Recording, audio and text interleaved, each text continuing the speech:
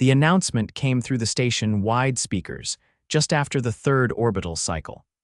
This is Galactic Instructor Mallar of the Interstellar Athletic Accord. A new zero-gravity sport, Gravball, will be introduced for trial competition aboard Station Velethar. Participation is open to all species. Official trials begin in 4 days. Orientation begins tomorrow. Paxon Rindle looked up from his bowl of synth grain, spoon halfway to his mouth, suspended in the low-gravity cafeteria of Section C. He blinked, glanced over at the two-finned Varnari slurping from a nutrient tube beside him, and then floated out of his seat, sending his tray spinning toward a wall magnet. "Did you hear that?" Paxon asked, catching the edge of a support rail to stabilize himself. The Varnari blinked sideways. "I do not possess external auditory difficulties." Paxon grinned. "Right, sorry, it's just new sport, zero gravity, that's gotta be worth checking out." The Varnari drew its fins close. Sports involving unstable physics and violent flailing tend to favor species with exoskeletal redundancy. "I will observe." Paxon floated off, excitement bubbling in his chest. He hadn't left Earth to push papers and fix busted life support valves. This was the first time something truly unpredictable had happened since he'd arrived at Velethar 8 months ago. The next day, Station Velethar's central gymnasium was packed.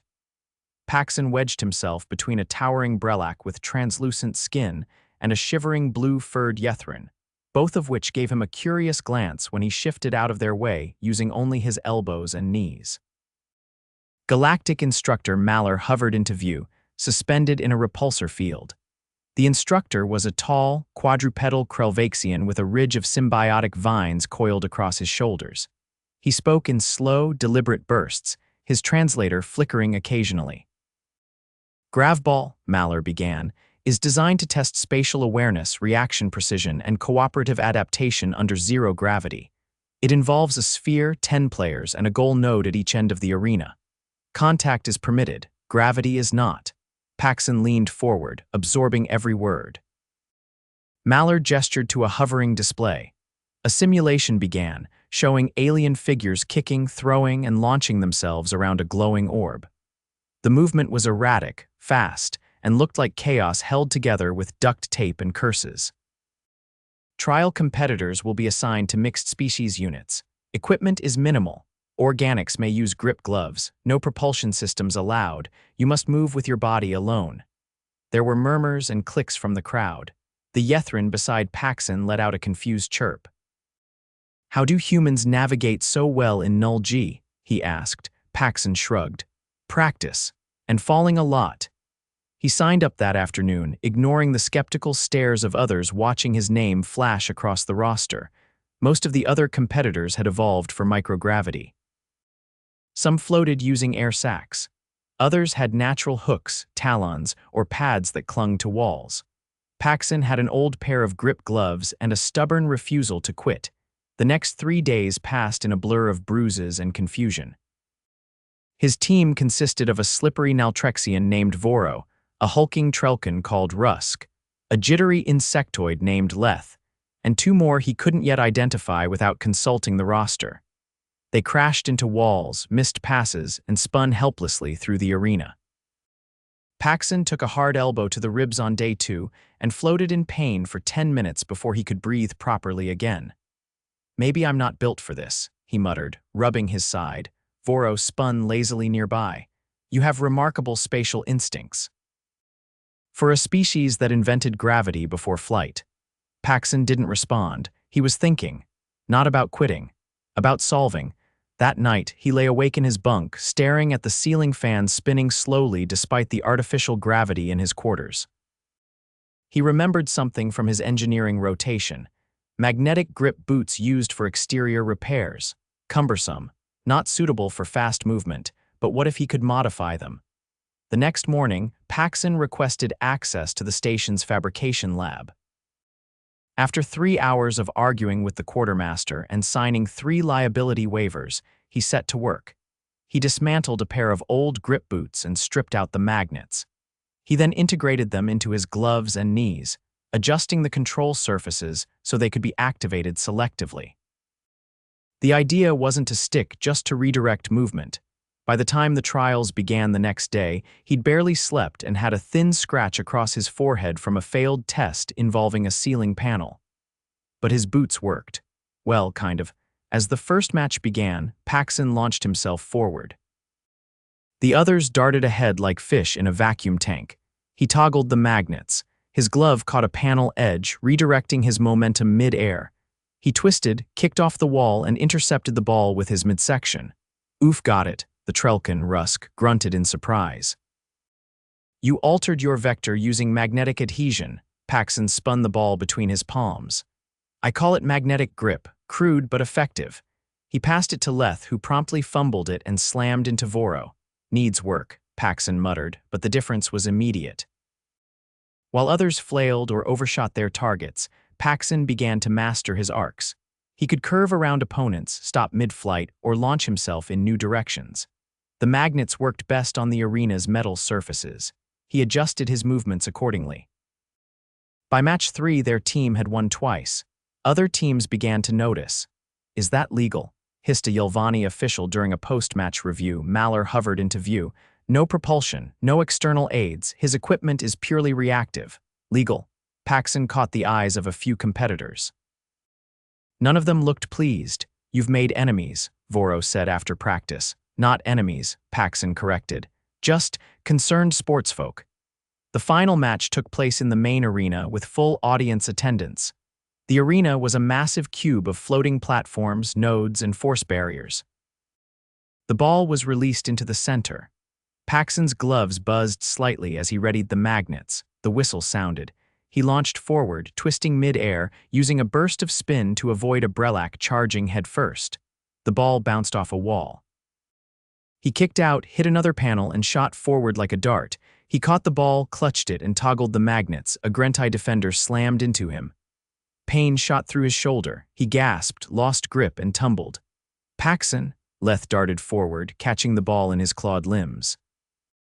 Paxon drifted to a stop, clutching his shoulder. He grimaced, trying to rotate it. Malor's voice echoed. Injury timeout. Human competitor report to medbay. No, Paxon wheezed. I'm fine. You are not, Rusk said, floating beside him. Your shoulder joint is misaligned. Paxon clenched his jaw. He knew something wasn't right. He couldn't lift his arm. He left the arena reluctantly. The medbot scanned his shoulder, then beeped. Fracture of the clavicle. You are grounded from activity until healed. How long? 6 to 8 weeks. If you strain it, longer. Paxon sat in silence as the medbot secured his arm in a sling. The next morning, he watched his team lose from the observation deck. Without his movement control, coordination fell apart. Voro collided with Leth. Rusk got stuck in a spin. The opposing team scored 3 times in 4 minutes. Afterward, Malor approached him. You altered the course of the sport. I didn't win. Perhaps not.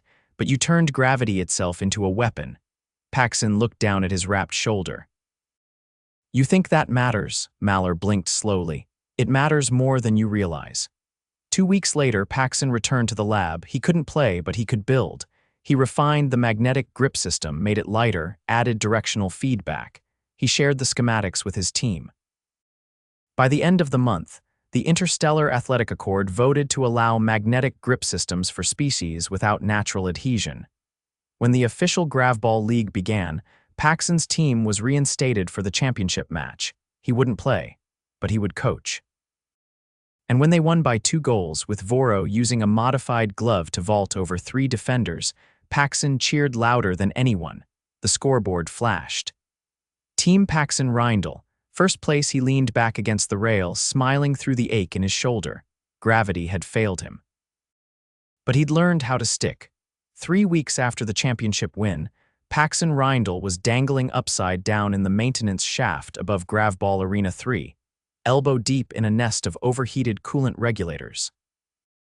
His sling was gone, replaced by a thermal brace that looped from collarbone to bicep, its dull orange fabric clashing violently with his grease-streaked undersuit.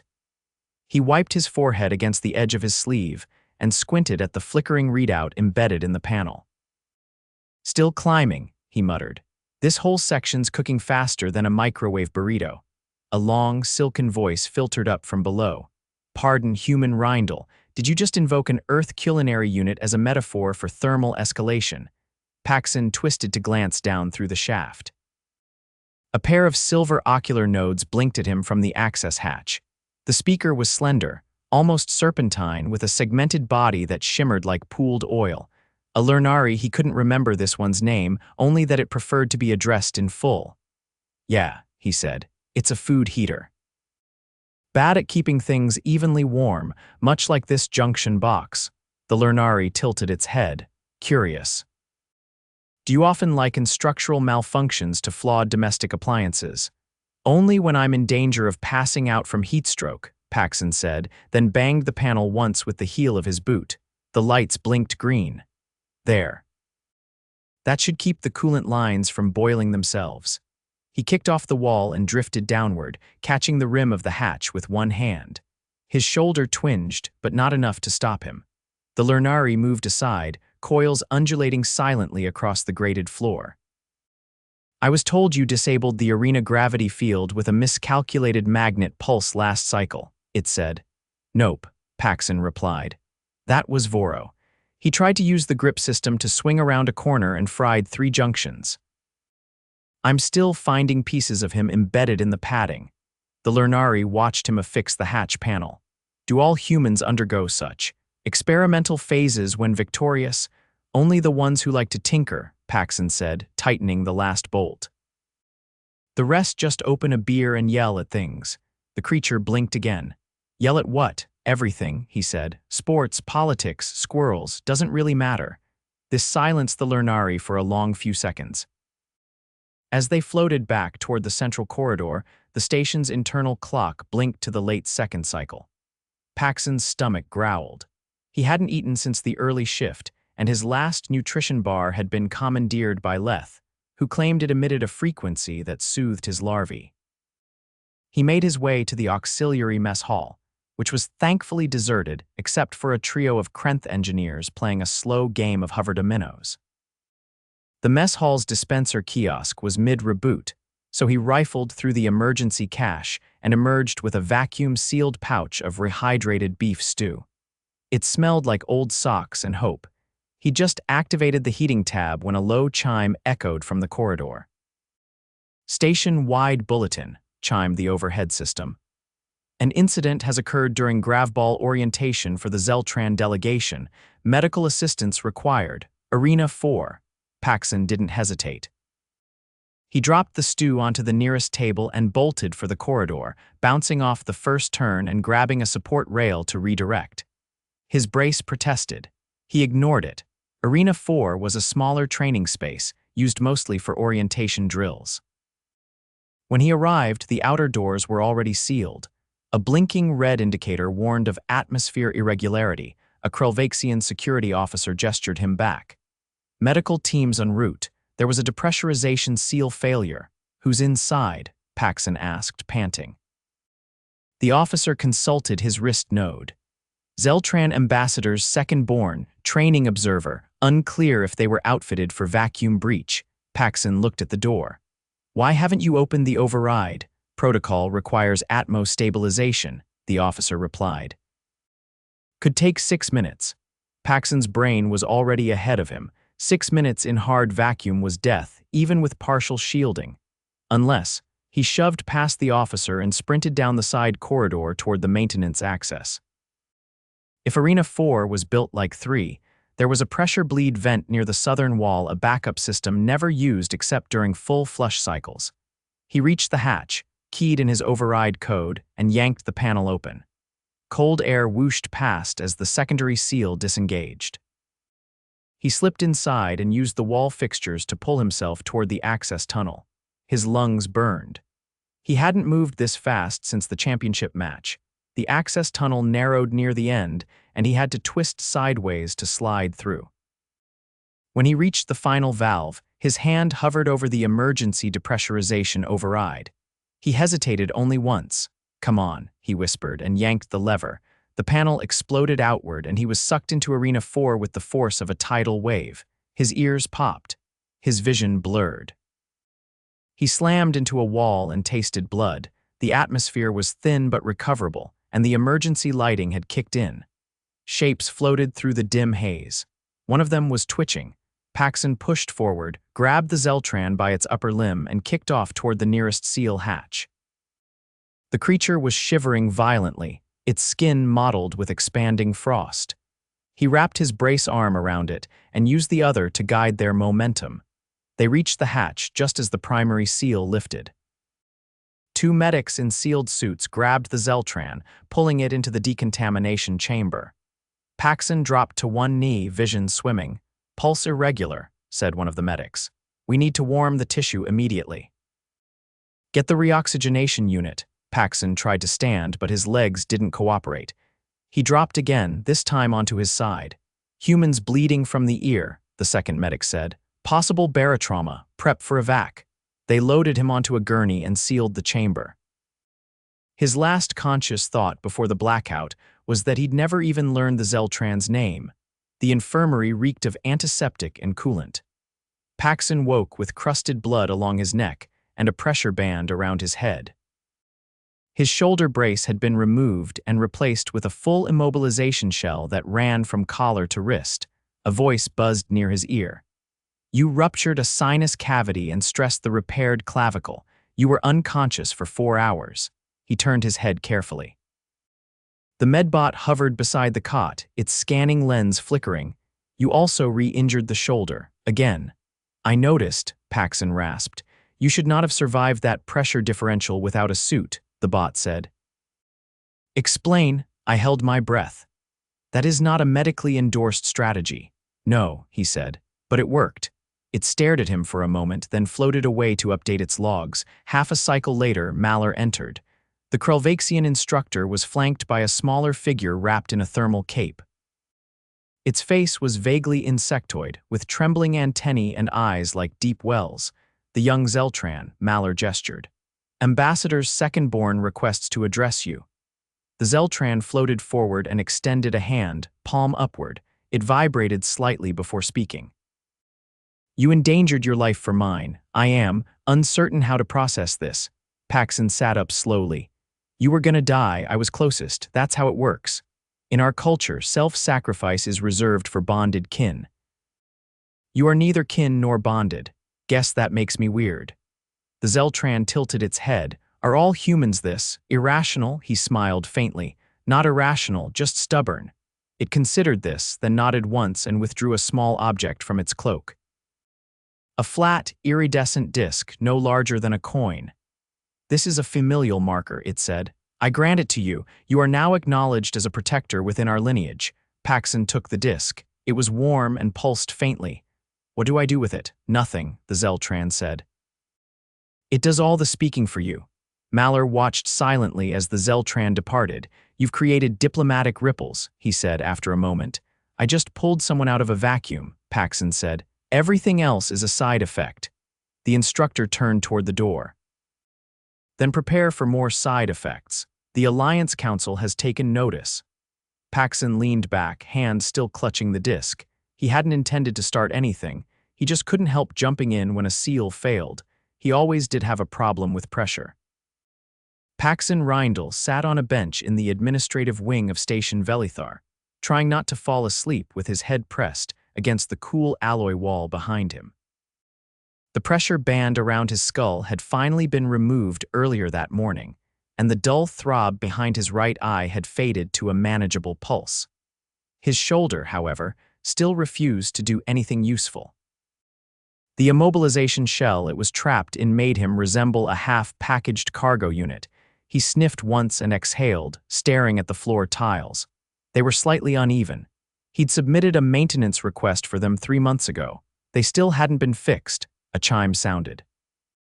The door ahead of him slid open with a hydraulic sigh. A tall figure stepped out and gestured him in. Paxon stood slowly and followed. The room was circular, paneled in matte green and bronze. A single table floated in the center, anchored by a gravity tether. Around it hovered 5 beings, each representing a different sector of the Intergalactic Alliance Council. None of them looked thrilled. One of them, a pale orange Athari with a series of fluttering gill flaps, regarded him with narrowed eyes. You are the human who entered a depressurized arena without protective gear, it said. That's me, Paxon replied. Another, a massive hexaptal creature with crystalline mandibles, clicked twice. This action violated station safety procedure and endangered 2 atmospheric control sectors. I understand, Paxon said. I also pulled the Zeltran out alive. The Athari gills rippled. That is not under dispute. The issue is protocol. Paxon shifted his weight. If I'd followed protocol, we'd be burying someone. A third delegate, this one a soft-bodied entity suspended in a nutrient cloud, drifted forward. You possess no formal training in emergency response, yet you acted without hesitation. This pattern is not uncommon among your species. Is that a compliment? It is an observation, the delegate said. Your continued presence on Station Velethar has triggered a review of human deployment in non-terrestrial environments. Paxon blinked. Am I being reassigned? No, the delegate replied. You are being promoted. He waited for someone to laugh. No one did. The crystalline delegate rotated one segment of its torso. Effective immediately, you are appointed as Adaptation Liaison to the Gravball Initiative. You will oversee safety integration, equipment testing, and interspecies coordination.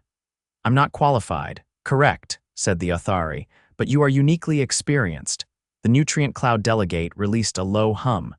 Your injury disqualifies you from further competition.